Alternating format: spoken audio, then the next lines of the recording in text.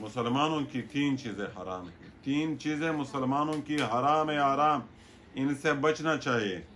مسلمان کا کیا؟ خون کرنا، کہ ایک مسلمان کا ناحق خون بہایا جائے۔ نمبر 2، مسلمان کا مال، کسی مسلمان کا ناجائز مال لینا، یہ بھی حرام ہے۔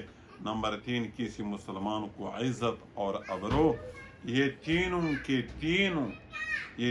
کے تین حرام ہے، اس سے بچنا فرض ہے، ضروری ہے، اور اس سے احتراز کرنی چاہیے۔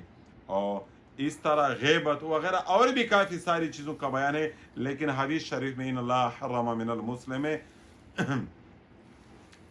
دمہ و مالہ و عرضہ، اس حدیث کا مقصد یہ ہے کہ مسلمان کی 3 چیزوں کی حرمت پر صریح حدیث موجود ہے، لہٰذا ہمیں اس سے بھی بچنا چاہیے، اس سے بھی احتراز کرنی چاہیے، اس کو سوچنا چاہیے۔ آج کل دنیا میں دیکھا جائے تو ہم کافی بربادی کی طرف جا رہے ہیں، ان چیزوں سے احتراز نہیں کرتے، اپنے آپ کو نہیں بچاتے، بس لوٹ کا سوٹ شور ہے، مسلمان کا مال لوٹاتا ہے، مسلمان کا خون بہاتا ہے، مسلمان کا ابروریزی کرتا ہے۔